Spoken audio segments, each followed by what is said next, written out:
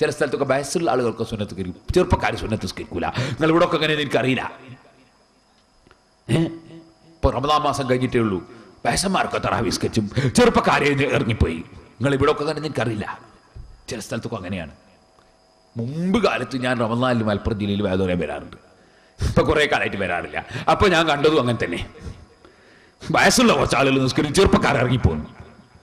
അങ്ങനെ ഉണ്ടാകാൻ പാടില്ല. അങ്ങനെ ഉണ്ടാകാൻ പാടില്ല. നിങ്ങൾ നോക്കൂ, ഇവിടെ കുറെ കവുങ്ങുകളുണ്ട്, ഇവിടെ കുറെ തെങ്ങുകളുണ്ട്. ഈ കവുങ്ങിലും തെങ്ങിലും ഒക്കെ കൂടുതൽ തേങ്ങ ഉള്ളത്, കൂടുതൽ അടക്കമുള്ളത് ഏത് കവുമല? പീറ്റത്തെങ്ങുമല, പീറ്റക്കവുമല. പീറ്റക്കവുങ്ങിന്റെ മേലെ ചെറിയ അടക്ക വളരെ കുറച്ച്, പീറ്റത്തെങ്ങിന്റെ മേലെ ചെറിയ തേങ്ങ കുറച്ച്, തൈത്തെങ്ങിന്റെ മേലയിലെ ധാരാളം തേങ്ങയും അടക്കയും ഒക്കെ ഉള്ളത്. അതെന്താ കാരണം? ഈ തൈത്തെങ്ങിനെ അറിയാം, അല്ലാഹ് എന്നെ പഠിച്ചത് ജനങ്ങൾക്ക് ഫലം കൊടുക്കാനാണ്. അത് ഞാൻ ഏറ്റവും കൂടുതൽ എന്റെ ഡ്യൂട്ടി നിർവഹിക്കേണ്ടത് ചെറുപ്പകാലത്താണ്, തൈത്തങ്ങാവുമ്പോഴാണ്, പീറ്റത്തെങ്ങായിട്ടല്ല. അപ്പോ ഈ മരങ്ങൾക്ക് വരെ ആ വിവരം ഉണ്ട്. എന്റെ ഡ്യൂട്ടി നിർവഹിക്കേണ്ടത് യുവത്വത്തിലാണ്.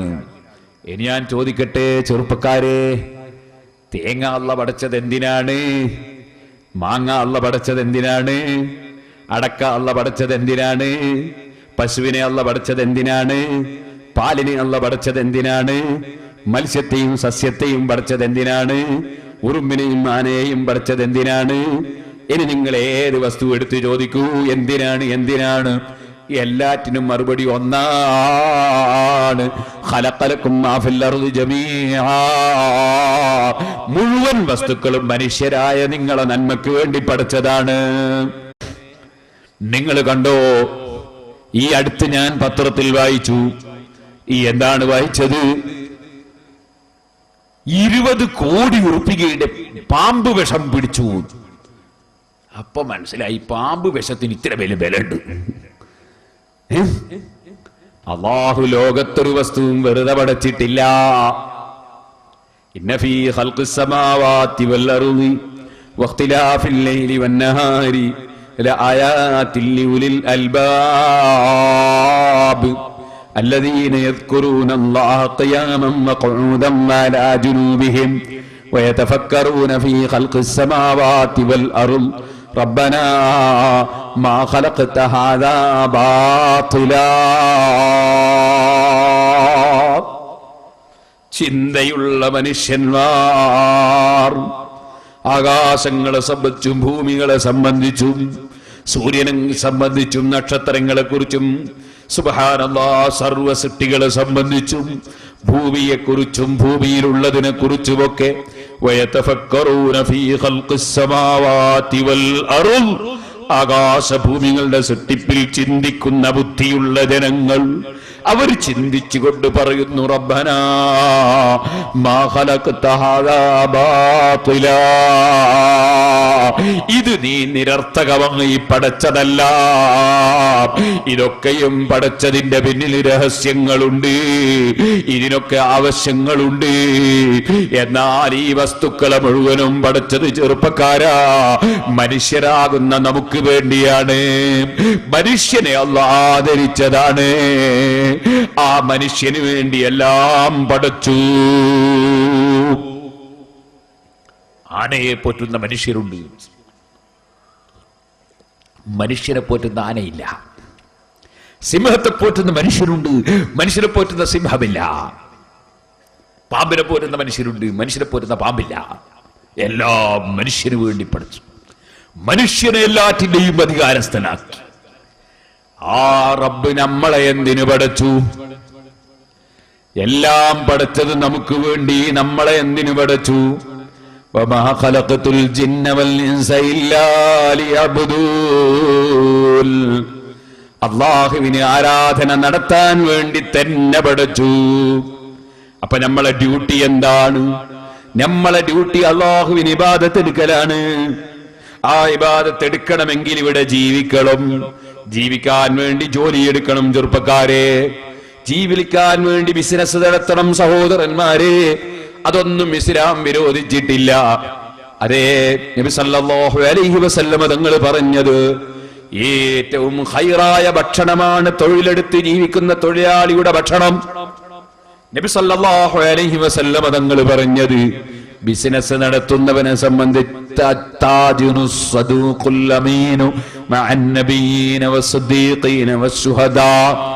അമ്പിയാക്കളെ കൂടെയാണ്, സിദ്ദീഖീങ്ങളുടെ ശുഹദാക്കളെ കൂടെയാണ്. ആര്?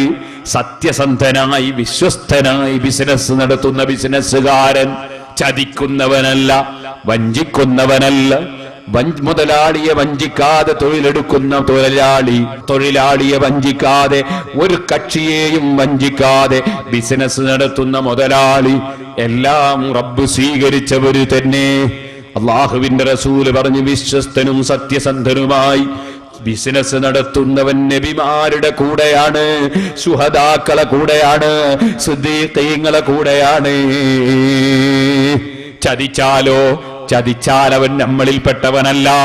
നബി സല്ലല്ലാഹു അലൈഹി വസല്ലം നടന്നിങ്ങനെ പോകുമ്പോ ഒരു സ്ഥലത്ത് ധാന്യം വിൽക്കുന്നത് കണ്ടു. വിൽക്കുന്ന ധാന്യത്തിന്റെ അടുത്ത് പോയി കൈ അങ്ങനെ തന്നെ ആ ചാക്കിന്റെ ഉള്ളിലേക്ക്, അല്ലെങ്കിൽ പാക്കറ്റിന്റെ ഉള്ളിലേക്ക്, അല്ലെങ്കിൽ ആ ധാന്യം സൂക്ഷിച്ച സ്ഥലത്ത് അതിന്റെ കൂമലിന്റെ ഉള്ളിലേക്ക് കൈ അല്ലാഹുവിന്റെ റസൂൽ അങ്ങ് പ്രവേശിപ്പിച്ചു. അടിയിൽ നിന്ന് ധാന്യം വാരിയെടുത്തു. നനഞ്ഞ ധാന്യം. എന്താണോ നനഞ്ഞ സാധനം വിൽക്കുന്നു? നബിയെ, മഴ പെയ്തപ്പോൾ നനഞ്ഞു പോയതാണ്. ഉടനെ തന്നെ അവിടുത്തെ ചോദ്യം, നനഞ്ഞത് നിനക്ക് മേലെ ഇട്ടുകൂടായിരുന്നോ? ചുവടെ നനഞ്ഞത് വെച്ച് മേലെ ഉണങ്ങിയത് വെച്ച് വിൽക്കുകയല്ലേ നീ? സുബ്ഹാനല്ലാഹ്. ഇപ്പോഴും ചില കച്ചവടക്കാരെ കാണാം, നാരങ്ങ കച്ചവടം. റോഡുകളുടെ മുഖമാക്കിയിട്ട് നല്ല നാരങ്ങ, നല്ല ആപ്പിള്, നല്ല പേരക്ക. സുബ്ഹാനല്ലാഹ്. 1 കിലോ വാങ്ങി വീട്ടിലെത്തി നോക്കിയാൽ മുഴുവനും കേടുള്ളത്. പിന്നെന്ന് വലിച്ചതാണ്. മുന്നിലൊക്കെയും നല്ലതാണ്. ഈ ഒരു സ്വഭാവം കണ്ടപ്പോ നബി സല്ലല്ലാഹു അലൈഹി വസല്ലം തങ്ങൾ പറഞ്ഞു, മൻ വസ്സഫ ലൈസ മിന്നാ, ചതിക്കുന്നവൻ നമ്മളിൽ പെട്ടവനല്ല. ചതിക്കാൻ പാടില്ല. സഹോദരന്മാരെ, ജോലി വേണം, ബിസിനസ് വേണം, ഒക്കെ വേണം. അതെല്ലാം ജീവിക്കാനാണ്. ജീവിക്കുന്നത് എന്തിനാണ്? അത് അല്ലാഹുവിനെ ഇബാദത്തെടുക്കാനാണ്. ആ ഇബാദത്തിന്റെ രംഗത്ത് ഡ്യൂട്ടി നിർവഹിക്കേണ്ടത് പ്രായമുള്ളവരെക്കാൾ ചെറുപ്പക്കാരാണെന്ന് ഞാൻ എന്റെ യുവാക്കളോട് പറയുന്നു. എന്റെ കാരണവന്മാരോട് പറയല്ല, അതപകേടായി പോകുമോ എന്നറിയില്ല. പക്ഷെ അല്ലാഹുവിന്റെ കോടതിയിലെത്തുമ്പോ എന്റെ പ്രായം ചെന്ന ആളുകൾ, കാരണവന്മാർ എന്നെ പിടികൂടരുതെന്ന് മനസ്സിലാക്കി ഞാൻ എന്റെ കാരണവന്മാരോട് പറയട്ടെ, യുവാക്കൾക്കാണ് ഡ്യൂട്ടി എടുക്കേണ്ടത്. യുവത്വത്തിലാണ് ഏറ്റവും കൂടുതൽ ഡ്യൂട്ടി എടുക്കേണ്ടതെന്ന് ഞാൻ എന്റെ ചെറുപ്പക്കാരോട് പറഞ്ഞതുകൊണ്ട്, ഓ പ്രായമുള്ള കാരണവന്മാരെ, നിങ്ങൾ ഡ്യൂട്ടി നിർത്തരുത് കേട്ടോ. നമ്മൾ പോകുന്നതിന് മുമ്പ് എത്രത്തോളം നമുക്ക് ഡ്യൂട്ടിയിൽ വർക്ക് ചെയ്യാൻ കഴിയുമോ, എത്രത്തോളം നമുക്ക് പ്രവർത്തിക്കാൻ, ഇബാദത്തെടുക്കാൻ കഴിയുമോ, അതല്ലേ നമ്മുടെ സമ്പാദ്യം. ഖൈറുക്കും മൻ ത്വാല ഉംറുഹു വഹസുന അമലുഹു. നിങ്ങളിൽ ഏറ്റവും ഉത്തമന്മാർ ദീർഘായുസ് ലഭിക്കുകയും നല്ല പ്രവൃത്തി ധാരാളം ചെയ്യാൻ തൗഫീഖ് ലഭിക്കുകയും ചെയ്തവരാണെന്ന് മുഹമ്മദുർ റസൂലുള്ളാഹി സല്ലല്ലാഹു അലൈഹി വസല്ലം പഠിപ്പിച്ചിട്ടുണ്ട്. അതുകൊണ്ട് തന്നെ പ്രായമുള്ളവർ ചിന്തിക്കേണ്ടത് ഇബ്നു നബാത്തുൽ മിസ്രി റളിയല്ലാഹു അൻഹു പറഞ്ഞതുപോലെയാണ്. ഇബ്നു നബാത്തുൽ മിസ്രി തങ്ങൾ പറഞ്ഞത് എന്താണ്? താടിയും തലയും ഒക്കെ നരച്ചു തുടങ്ങിയില്ലേ മനുഷ്യ? ഈ പാവപ്പെട്ട എന്നോട് പറയേണ്ട വാക്കാണത്. എനിക്ക് നരച്ചു തുടങ്ങിയിട്ടുണ്ട്.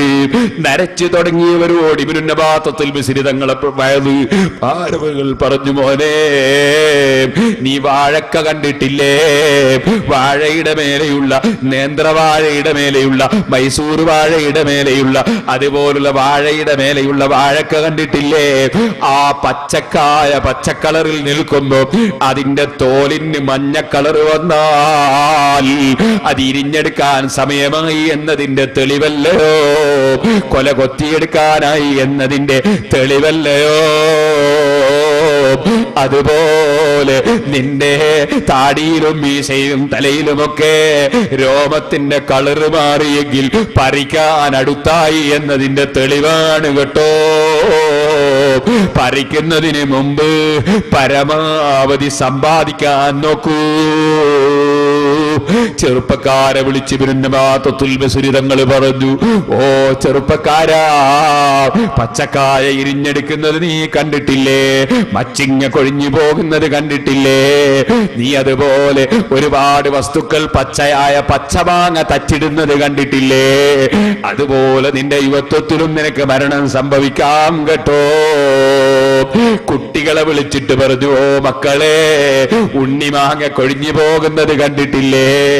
നിങ്ങൾ അതാ മിടിയിട്ട് വരുമ്പോ ഈച്ച കുത്തി പോകുന്നത് കണ്ടിട്ടില്ലേ?